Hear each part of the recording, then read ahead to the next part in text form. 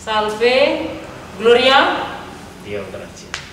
salam sejahtera untuk kita semua, Bapak Ibu, saudara-saudari anggota TSTM Kaum Muda Katolik, serta seluruh umat Katolik. Berjumpa kembali dengan kami, THS THM Distrik Keuskupan Agung Kupang, dalam acara Bincang-Bincang Bulan Kitab Suci tahun 2021 dengan tema Yesus sahabat bagi mereka yang menderita dan Yesus sahabat bagi mereka yang bertobat. Dalam bincang-bincang kali ini, saya sendiri sebagai moderator Itat Faintem. Acara ini diselenggarakan oleh THS THM Distrik Keuskupan Agung Kupang dan didukung oleh PT Aguamor. Sehat itu katompung.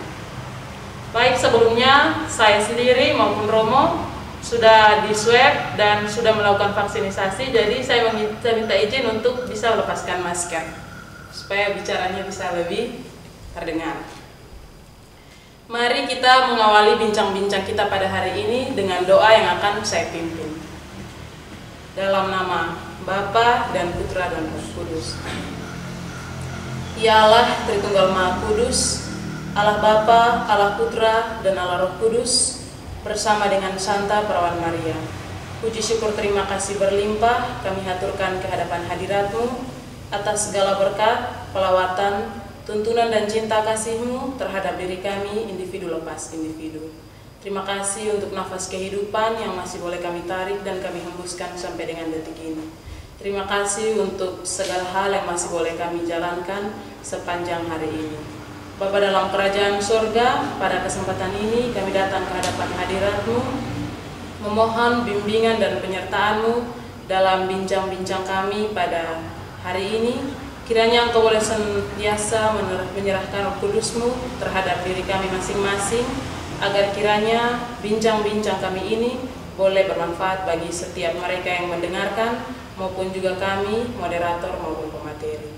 Bapa di dalam kerajaan surga, akhirnya kami meminta berkat melalui tangan Romo Deus. Tuhan bersama. Semoga kita sekalian yang mengikuti katekese baik lewat virtual maupun secara langsung senantiasa bimbing, dilindungi dan berkati Allah yang Maha Kuasa, Bapa, Putra, dan Roh Kudus. Amin. Baik, terima kasih kepada Romo. Saudara-saudariku yang terkasih, anggota TSTM, Bapak Ibu yang ada di sana, semua kaum muda. Pandemi COVID-19 yang kita alami sekarang menimbulkan dampak di segala lini kehidupan.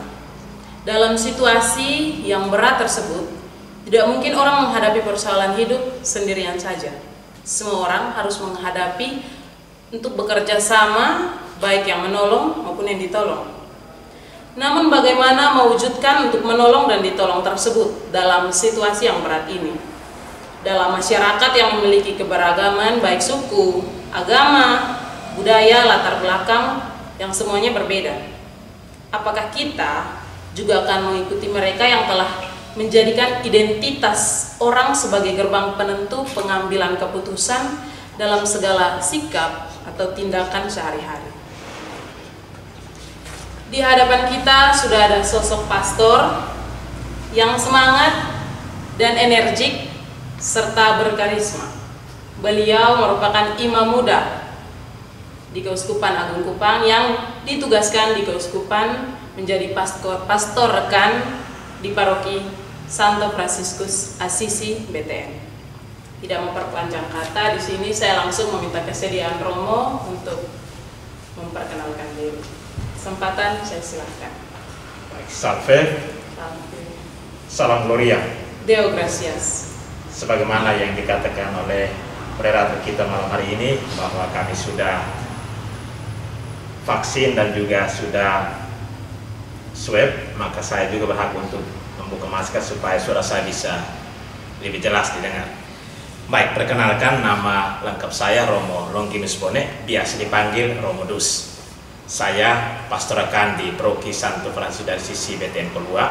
Selain itu juga pastor Ketua Komisi Kepemudaan Keuskupan Kupang, dan juga kebetulan dipercaya oleh Uskup menjadi Sekretaris FKUB Provinsi Nusa Tenggara Timur. Keseharian saya di Peruki, kadang-kadang di Keuskupan, dan juga di Forum Kerukunan Umat Beragama Provinsi Nusa Tenggara Timur. Baik, hanya itu saja perkenalan singkat dari saya.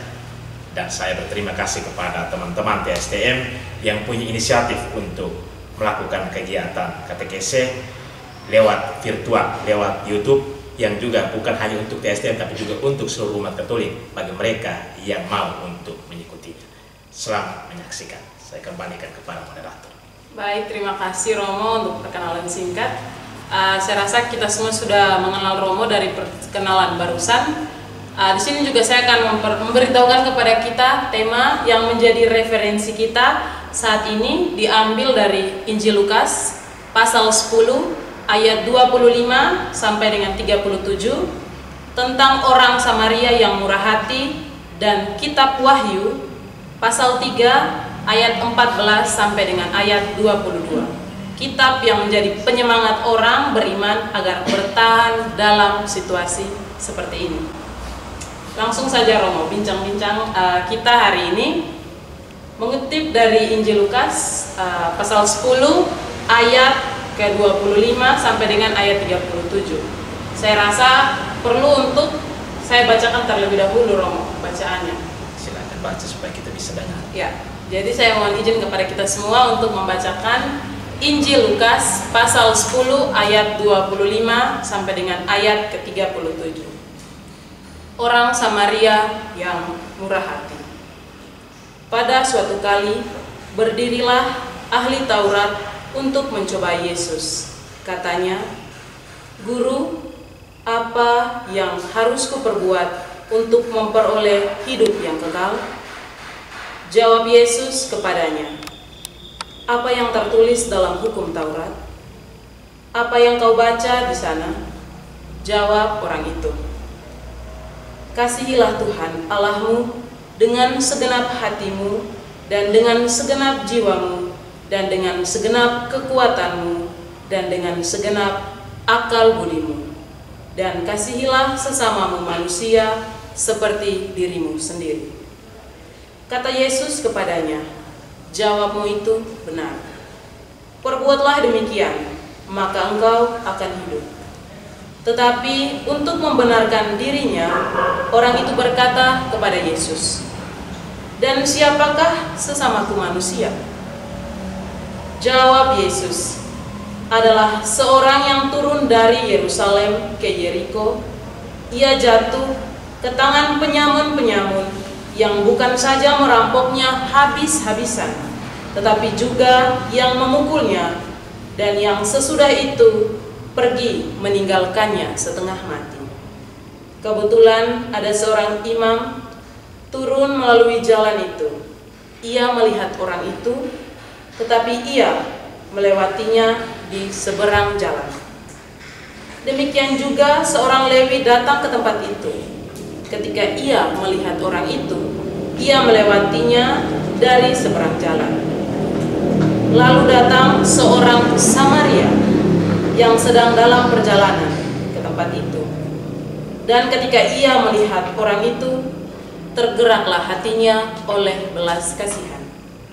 Ia pergi kepadanya, lalu membalut luka-lukanya, sesudah ia menyiraminya dengan minyak dan anggur. Kemudian ia menaikkan orang itu ke atas keledai tunggangannya sendiri, lalu membawanya ke tempat penginapan dan merawatnya. Keesokan harinya ia menyerahkan 2 dinar kepada pemilik penginapan itu. Katanya, "Rawatlah dia, dan jika kau belanjakan lebih dari ini, aku akan menggantinya waktu aku kembali." Siapakah di antara ketiga orang ini, menurut pendapatmu, adalah sesama manusia dari orang yang jatuh ke tangan penyamun itu? Jawab orang itu, "Orang yang telah menunjukkan belas kasihan kepadanya." Kata Yesus kepadanya, "Pergilah dan perbuatlah demikian." Demikianlah Injil. Terpuji sama Kristus. Setelah kita mendengarkan bacaan dari Injil Lukas pasal 10 yang sudah saya bacakan tentang orang Samaria yang murah hati, perumpamaan ini sangat terkenal, Romo. Disukai di semua kalangan, terutama kalangan kami kaum muda. Itu menjadi kami sering mendengar ini menjadi inspirasi khotbah maupun renungan, terutama dalam kegiatan-kegiatan kemahasiswaan, Romo. Sebagai senior kadang mengumpamakan orang-orang Samaria. Dalam perumpamaan itu, orang Samaria yang menolong seseorang mengalami peristiwa perampokan dan dipukul sampai terluka, jatuh pingsan di pinggir jalan. Namun dalam konteks situasi kondisi pandemi COVID-19 seperti saat ini, semua orang berpikir bagaimana supaya kita bisa menjadi seperti orang Samaria, Romo. Karena kondisi COVID-19 kan sekarang sudah sangat jarang kita jalan-jalan ketemu orang yang dipukul sampai pingsan. Itu menurut Romo, bagaimana tanggapan gereja sendiri atau buah pemikiran dari gereja bagi umatnya untuk tetap bisa bertindak dan bersikap seperti orang Samaria di kondisi COVID seperti ini? Baik, terima kasih. MC malam ini luar biasa, komentator kita. Terima kasih untuk pertanyaannya. Berdasarkan firman Tuhan yang baru saja dibaca oleh adik tadi, ya, menurut saya sangat menarik untuk kita refleksikan sesuai dengan tema kita malam hari ini. Yesus adalah sahabat bagi mereka yang menderita. Itu sebenarnya memang ajak kita sebagai manusia yang bertuhan, terutama sebagai manusia beriman, untuk senantiasa peduli terhadap sesama. Sebagai manusia kita perlu harus saling memperhatikan satu sama lain, apalagi terhadap mereka yang menderita dan butuh perhatian dan cinta dari kita sebagai orang beriman. Sebagian diceritakan dalam Injil tadi bahwa ketika imam datang melewati orang yang sementara terpapar, dia melewati begitu saja. Datanglah juga orang Lewi, begitu saja ia melewati. Tetapi ketika datang orang Samaria, dia peduli, bahkan merawatnya, membiaya perawatannya di tempat penginapan dan lain sebagainya. Itulah yang harus diteladani oleh kita sebagai orang beriman, yakni selalu peduli terhadap sesama. Melihat situasi kita saat ini, ya, kita berada dalam situasi pandemi COVID, ya, kita diajak untuk senantiasa jaga jarak, tetapi sebagai orang beriman sebagai kita tidak perlu takut. Yang penting tetap perhatikan prokes, memakai masker, dan juga kita bisa selain bertemu langsung dengan orang, tapi kita membantu mendoakan mereka yang saat ini mengalami penderitaan. Dan juga sebenarnya dalam kehidupan sehari-hari juga kita berjumpa pada orang-orang yang menderita. Banyak yang menderita, tapi kadang-kadang kita bersikap apatis, acuh tak acuh dengan orang-orang yang membutuhkan perhatian dan cinta dari kita. Namun pada dasarnya kita sebagai orang beriman diajak untuk senantiasa peduli terhadap sesama, peristiwa mereka yang menderita. Baik, terima kasih, saya kembali. Jadi betul sekali yang Romo bilang, melihat kondisi seperti sekarang banyak yang acuh tak acuh, Romo. Di tengah pandemi seperti sekarang ini, seperti yang tadi sudah saya baca, Romo, di Injil Lukas, ada satu kalimat yang menyatakan, kasihilah sesama manusia sama seperti dirimu sendiri. Tapi seperti yang tadi Romo bilang, itu banyak sekali sekarang menjadi acuh tak acuh. Bahkan kata-kata yang dalam bacaan tadi, kita lihat hanya menjadi sebuah slogan atau ayat yang menjadi idola. Saya juga sangat mengidolakan ayat itu, Romo, kebetulan. Namun untuk mengimplementasikannya, Romo, di dalam kehidupan, terutama di situasi kondisi COVID seperti ini, menolong sesama yang membutuhkan, bahkan sikap ini sudah sebelum COVID, Romo, itu tidak pernah terjadi atau hanya sedikit saja yang terjadi. Tanggapan Romo sendiri mengenai hal ini, kira-kira solusi agar umat bisa menyadari kehadiran sesama yang sangat membutuhkan pertolongannya itu seperti apa? Baik, terima kasih. Berbicara soal kasih itu gampang, Betul sekali. Tetapi kadang-kadang dalam tindakan itu yang sulit. Tetapi sebagai orang beriman, tindakan kasih itu harus diwujud nyatakan dalam kehidupan keseharian kita. Salah satu contoh ketika saya diminta oleh dokter atau perawat, suster untuk memberikan minyak suci kepada orang sakit. Ketika saya berada di tempat atau di mana saya, khususnya di Proki, ketika diminta saya selalu katakan siap untuk pergi. Kadang-kadang orang kata, Romo, hati-hati ketika bersentuhan dengan orang sakit, awas mereka COVID atau apa. Saya tidak berpikir soal itu. Yang penting saya melayani dengan tulus, Ketika saya berjumpa dengan mereka, saya coba bukan hanya memberikan maksud, tapi saya juga membangun komunikasi dengan orang sakit. Kehadiran kita juga bisa juga membawa kesembuhan bagi mereka yang sakit apabila kehadiran kita membawa sukacita, kegembiraan bagi orang yang kita jumpai. Menjadi dukungan begitu. Menjadi dukungan, memberikan motivasi kepada mereka. Jangan kita semakin menjauh dari mereka juga merasa sendirian, maka penyakit akan bertambah dan bisa juga mengakibatkan yang fatal. Oleh karena itu, sebagai orang beriman, kita harus yakin bahwa kehadiran kita juga bisa menjadi sumber kegembiraan, menjadi sumber penyembuhan bagi orang yang sakit atau orang-orang yang membutuhkan perhatian cinta kita.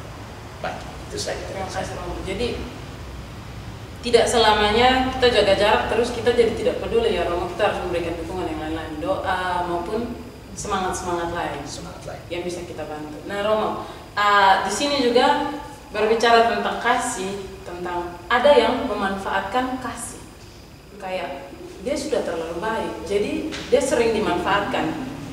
Contoh lainnya tidak perlu jauh-jauh, Romo. Saya ingin menjadikan diri saya contoh di sini. Saya kebetulan sekarang sebagai seorang mahasiswa di salah satu kampus negeri di Kota Kupang. Di kondisi pandemi COVID-19 seperti ini, banyak mengalami kesulitan dalam keuangan, Romo. Baru-baru pada saat COVID, awal-awal COVID, teman saya mengalami kendala dalam keuangan, kesulitan dalam pembayaran registrasi UKT kampus. Terus oleh karena itu kebetulan saya punya sedikit rezeki lebih, dia meminta tolong kepada saya, jadi saya membantu, Romo.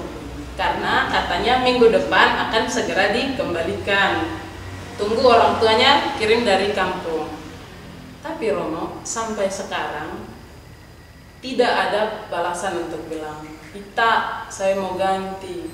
Nah, berangkat dari pengalaman saya itu, Romo, niat hati saya sendiri untuk membantu, saya rasa itu sudah turun, Romo. Saya merasa dimanfaatkan. Kadangkala jadinya teman-teman yang mau minta bantuan dalam hal apapun, Romo, karena saya sudah berpikir kalau saya itu dimanfaatkan, itu saya jadinya cuek. Mau WA pun saya read, saya tidak peduli. Nah, menurut Romo, hal yang saya lakukan seperti yang tadi, saya merasa dimanfaatkan. Terus saya jadinya cuek. Hal yang saya lakukan itu salah, Kak Romo? Menurut Romo, tanggapannya bagaimana? Baik, terima kasih. Itu satu pengalaman yang menarik ya. Saya berbicara soal itu banyak pengalaman dari diri saya soal itu.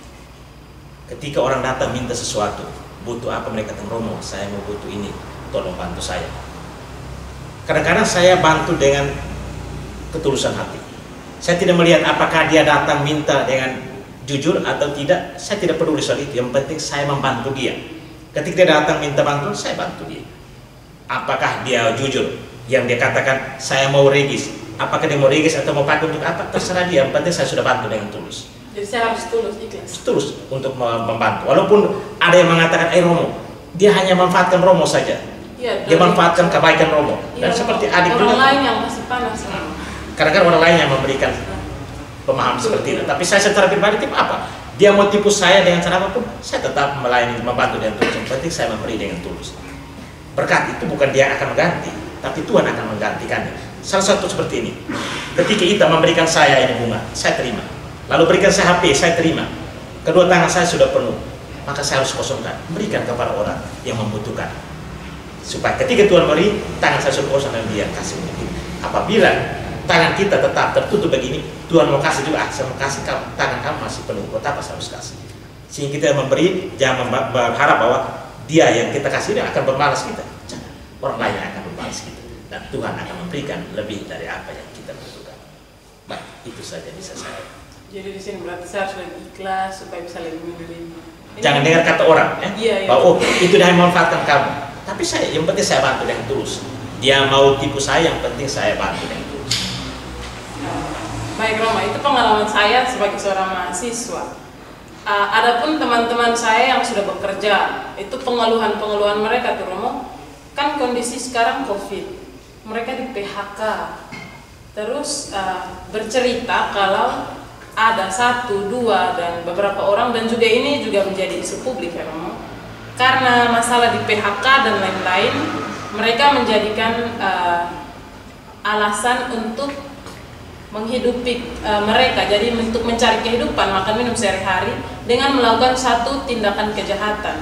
Ada yang jambret, ada yang menipu, ada yang mencuri, pokoknya variasinya banyak Romo. Itu tanggapan Romo untuk membenarkan situasi di mana melakukan satu kejahatan untuk memenuhi kebutuhan sehari-hari itu bagaimana? Pak, menurut saya tidak bisa kita lakukan hal itu untuk memenuhi kebutuhan kehidupan kita sehari-hari dengan cara yang tidak halal. Banyak salah. Itu salah. Ketika kita melakukan kejahatan untuk mendapatkan sesuatu itu salah. Karena Tuhan mengatakan ketika kamu minta maka kamu akan diberi. Carilah maka kamu akan mendapat. Ketuklah maka pintu akan dibukakan bagimu. Kalau kita melakukan itu dengan hati yang tulus, ikhlas, dengan hal-hal yang benar, yang baik, kita akan mendapatkan sesuatu. Jangan kita berharap hanya. Kadang-kadang kita mengharapkan dengan cara apa saja kita bisa mendapatkan sesuatu. Saya senang dengan teman-teman TSTM, khususnya teman Goni dengan teman-temannya, buat satu kreativitas yang sangat luar biasa. Mereka bukan PNS, tapi dengan cara itu bisa menjadi berkat banyak orang, bagi banyak orang, dan juga bisa mendapatkan sesuatu berkat banyak untuk diri mereka sendiri. Yang penting jangan lakukan kejahatan. Dan memang Tuhan tidak menghendaki kita melakukan kejahatan. Harusnya kita berpikir lebih kreatif ya, Rom. Lebih kreatif.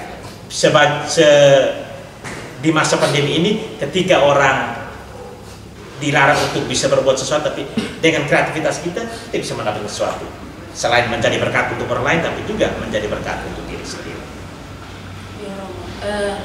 Itu menjadi pembahasan saya dengan teman-teman saya. Jadi ketika mendengar ada satu kasus, kami berpikir ini pasti COVID. Jadi pernah juga saya berbicara dengan beberapa teman saya. Pembicaraannya menggunakan bahasa-bahasa yang verbal. Alasan mendasar juga jadinya kayak mereka bilang karena tidak bisa memenuhi kebutuhan sehari-hari, jadi mereka mencuri, menipu. Karena mereka sudah coba pinjam uang atau mencari bantuan ke orang lain, itu sulit, Romo. Nah, di sini saya diskusi dengan teman-teman saya, ada alasan-alasan kenapa dia tidak mau membantu orang, Romo. Itu tuh yang menjadi terngiang-ngiang di pikiran saya. Ada dua alasan, Romo. Yang pertama mereka bilang begini, boro-boro saya mau bantu kamu, Tuhan saja belum tentu kabulkan permintaan saya. Terus ada teman saya juga yang bilang, saya dalam keadaan susah, ini saya susah loh, bagaimana saya mau bantu kamu? Jadi kalau pandangan Romo sendiri untuk dua alasan yang mendasar ini yang menjadi pemikiran saya, teman-teman saya itu bagaimana? Baik, kita belajar dari si janda ya. Dia memberi bukan dari kelebihannya tapi dari kekurangannya. Tapi justru Tuhan lebih memuji dia ketimbang orang kaya. Dia memberi dari kekurangan. Apa yang ada padanya dia memberi karena dia yakin bahwa pasti Tuhan akan memberikan berkat baginya. Sehingga kadang-kadang kita memberi juga kita berpikir, aduh sebentar saya mau makan apa, ini saya mau beli apa. Ternyata tidak. Salah satu contoh ya, kami imam tidak punya gaji. Ya. Jujur saya, kami tidak punya gaji. Paling kami punya berkat. Ketika kami diminta untuk kasih renung apa, dapat stipendium sedikit, itulah berkat yang harus kami syukuri, ya, harus kami terima. Tetapi ketika orang datang minta Romo, kami mau minta info buat ini, buat itu. Dan saya minta maaf, bangun sudah pada 3 rumah di PTN ini. Tapi ketika saya bantu, saya tidak berpikir, aduh ini saya mau buat apa, berdapat dari mana. Tapi ketika saya memberi, malam atau besoknya pasti orang minta, Romo, bisakah besok datang kasih renungan di sini? Dari situ kita bisa dapat. Tapi untuk Tuhan itu luar biasa. Yang penting bahwa kita berbuat baik terhadap orang lain. Jangan jemu-jemu untuk berbuat baik terhadap orang lain. Apa kata orang tentang kita tidak perlu peduli. Yang penting saya dengan dia tulus untuk membantu orang. Karena Yesus mengatakan, hendaklah kita menjadi sahabat bagi mereka yang menderita, peristiwa mereka yang membutuhkan perhatian dan cinta dari kita. Seperti yang tadi Romo bilang, kosongkan tanganmu supaya pada saat Tuhan memberi, tanganmu tidak penuh. Tidak penuh, sehingga Tuhan mengisinya dengan berkat. Supaya Tuhan mengisinya lagi dengan berkat. Jadi ini supaya saya dan teman-teman pikirannya terbuka ya Romo. Ada juga Romo teman, katakan teman, sahabat, adik semester saya yang kebetulan pada kondisi COVID-19 sekolahnya atau kuliahnya masih online. Juga adik saya sendiri ada kebetulan di rumah saya sendiri itu ada menampung beberapa yang SMA, SMP dan kuliah Romo.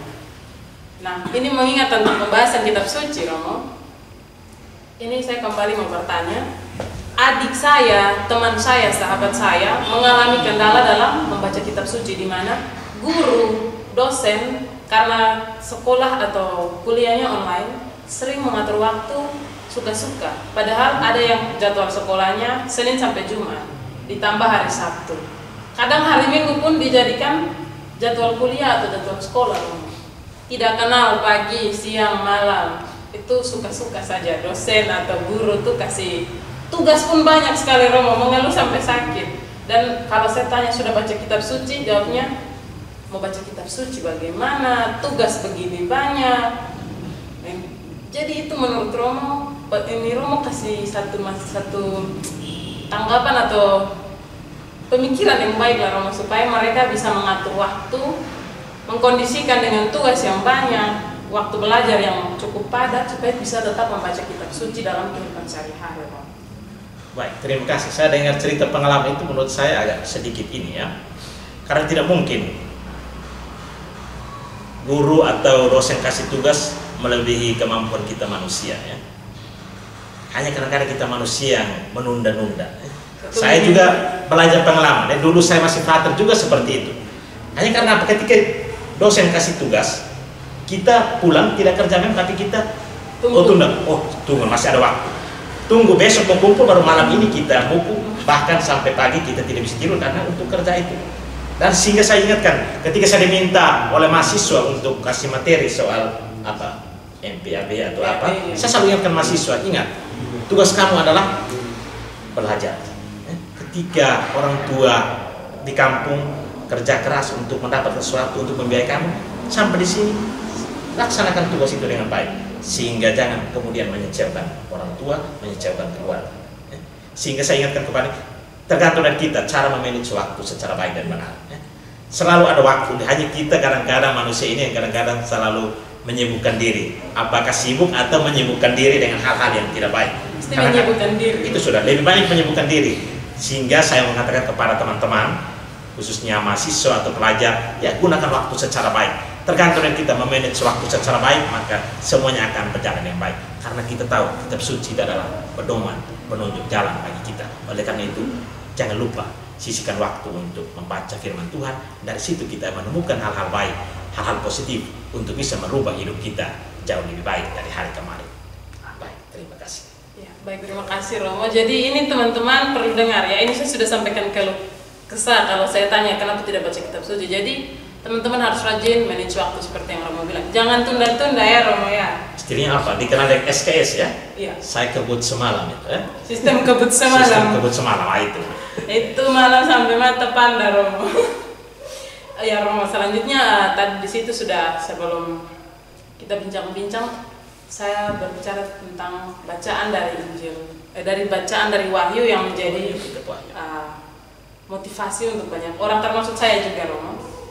Berdasarkan pada teks Wahyu yang ke-19, barang siapa kukasihi, ia akan kutegur dan kuhajar. Sebab itu, relakanlah hatimu dan bertobatlah. Nah, berbicara tentang bacaan atau penggalan kalimat yang saya katakan tadi, Romo, kita kan di kondisi COVID-19. Menjadi pertanyaan banyak orang sekali, Romo, kaum muda, orang tua, saya sendiri, dan di luar umat Katolik juga menjadi pertanyaan, Romo. Sebenarnya COVID-19 ini apakah merupakan satu teguran? Mengingat teguran dan ganjaran seperti apa yang dimaksud dari bacaan yang Injil Wahyu tadi, jangan sampai COVID-19 ini teguran. Pendapat Romo tentang hal ini bagaimana? Baik, terima kasih. Berarti kita sudah masuk pada pertemuan yang keempat ya, tentang Yesus adalah sahabat bagi mereka yang bertobat. Ya.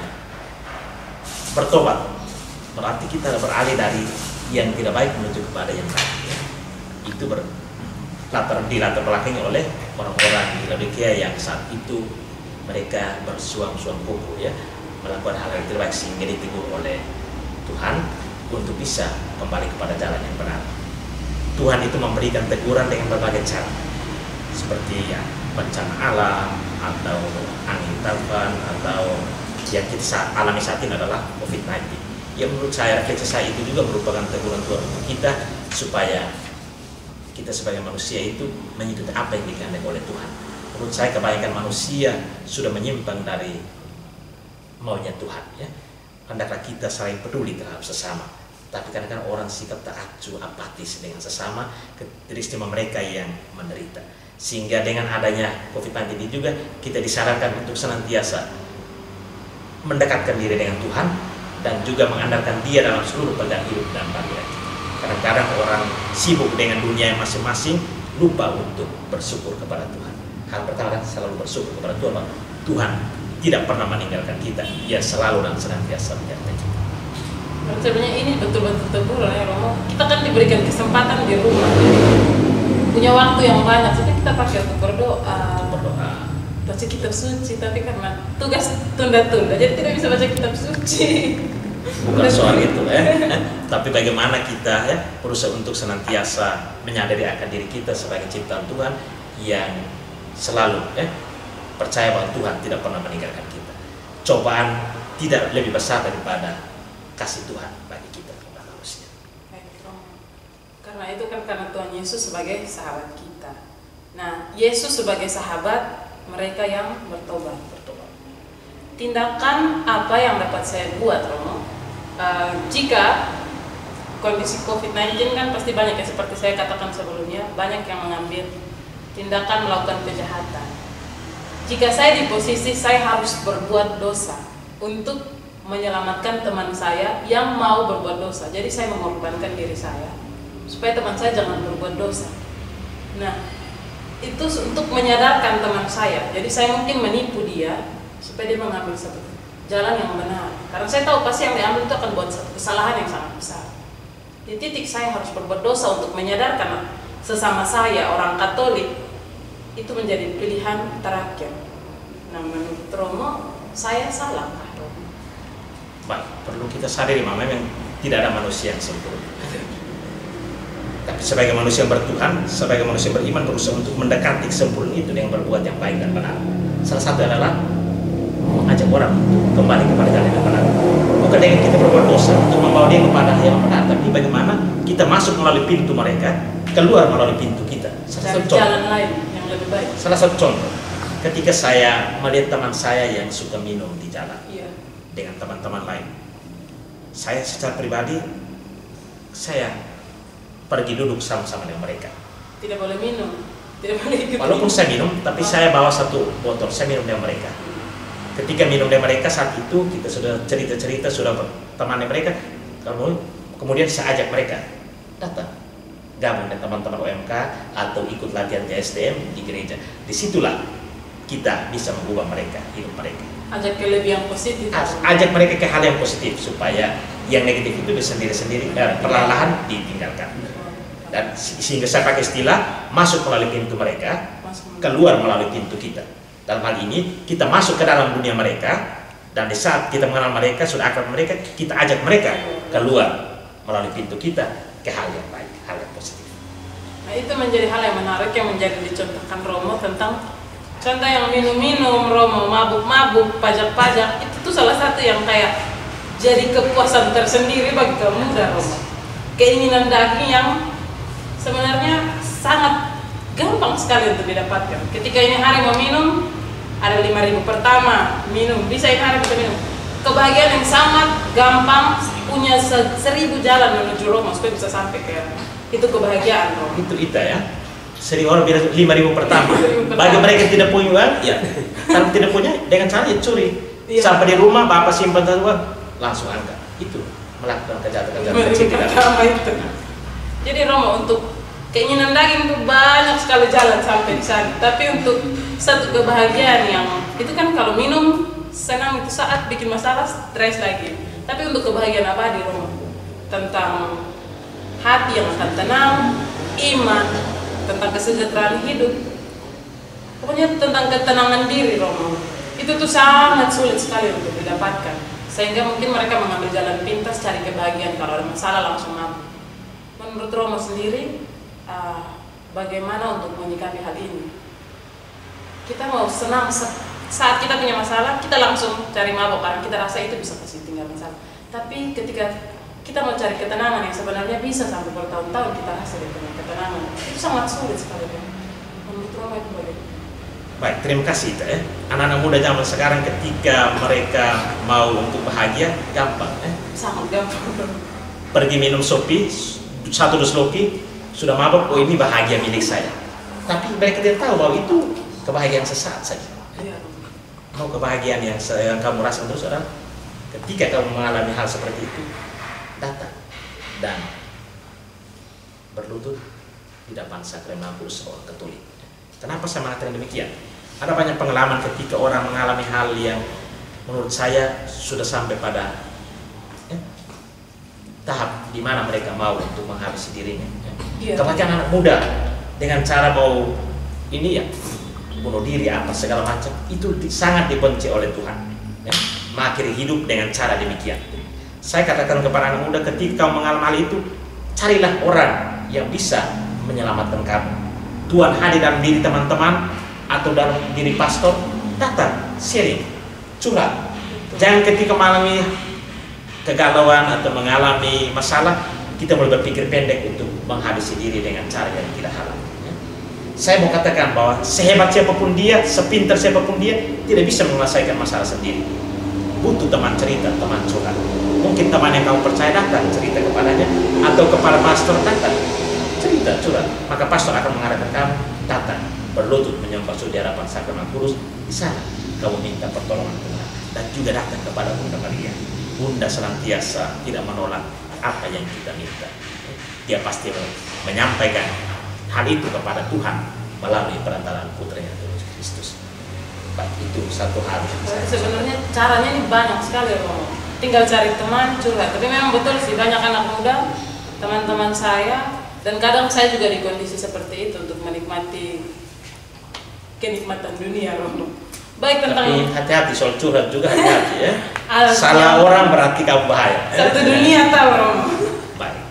Baik Romo, tentang tadi Romo bilang kalau kita punya masalah itu kita bisa cari teman untuk curhat, atau kita sendiri datang berdoa, atau kita cari penitensi lewat Romo. Nah Romo, berbicara tentang penitensi atau tentang pertobatan, mencari satu pengampunan, ada yang menjadi kembali lagi kendala kecil atau menjadi satu pertanyaan Romo. Yang pertama tentang pertobatan yang dipaksakan Romo. Contoh kecilnya diri sendiri, hati kecil. Saya itu sangat mau bertobat Romo. Sangat ingin meninggalkan satu kebiasaan buruk saya dalam kondisi dan situasi yang pada saat itu ketika saya sudah keluar saya bilang tidak mau lagi buat begitu. Nyaman yang saya rasa itu hari itu hanya nanti di situ saja. Jadi saya rasa saya harus stop. Terus yang kedua tentang sakramen pengakuan. Jadi kalau seandainya ini sakramen pengakuan, kita ke gereja tiap itu yang menjadi rutinitas kita sebagai orang Katolik. Ajaran gereja Katolik tentang 5 perintah gereja untuk menyambut hari raya besar umat Katolik adalah wajib untuk menerima setahun sekali. Dengan kata lain, orang Katolik mendapat absolusi dan penitensi. Namun kenyataannya dosanya Romo kita kembali buat lagi. Jadi mungkin Romo tentang dua pemikiran ini Romo mungkin bisa kasih tanggapan untuk hal ini.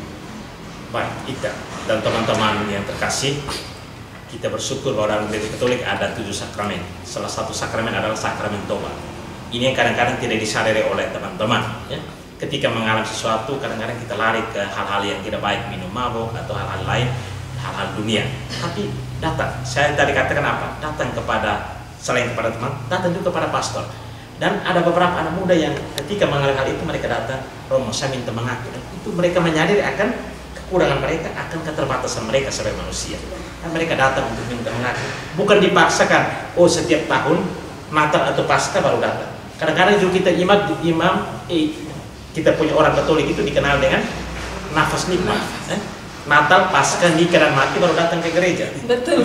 Apalagi sakramen tobat itu, dari gereja saja tidak, apalagi mau mengaku dosa.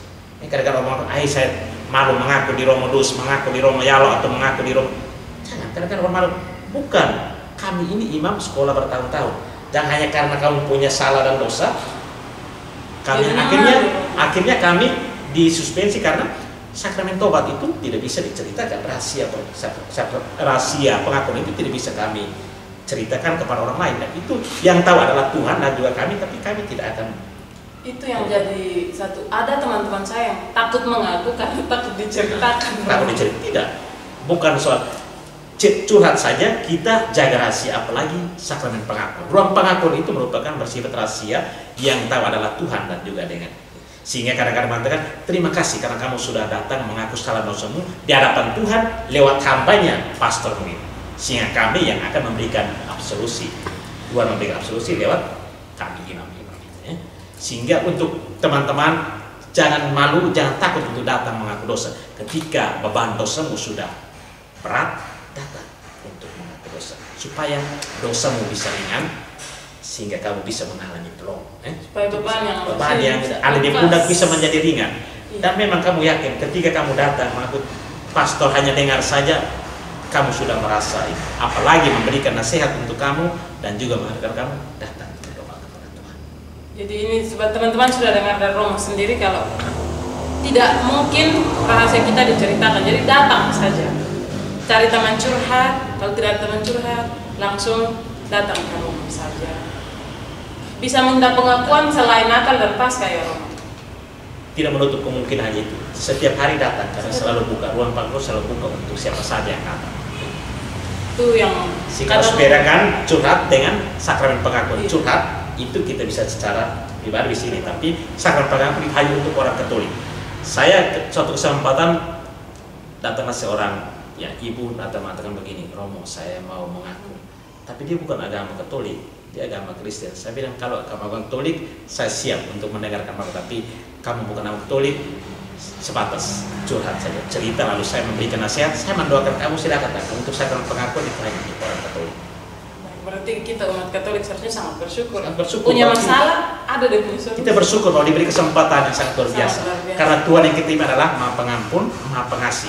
Dia senantiasa setia menunggu kepulangan kita kalau kita mau kembali kepadanya. Betul sekali. Jadi teman-teman yang masih takut, jangan lupa ini sudah jadi satu masukan buat kita, satu pemberitahuan yang sangat besar. Karena banyak yang sampai sekarang juga belum tahu. Saya juga baru tahu bisa mengaku tiap hari. Dosa terlalu banyak, Natal Paskah saja baru datang mengaku. Tumpuk terus, Pak. Jadi teman-teman, pembicaraan kita sudah semakin memanas. Saya juga sudah keringat di sini.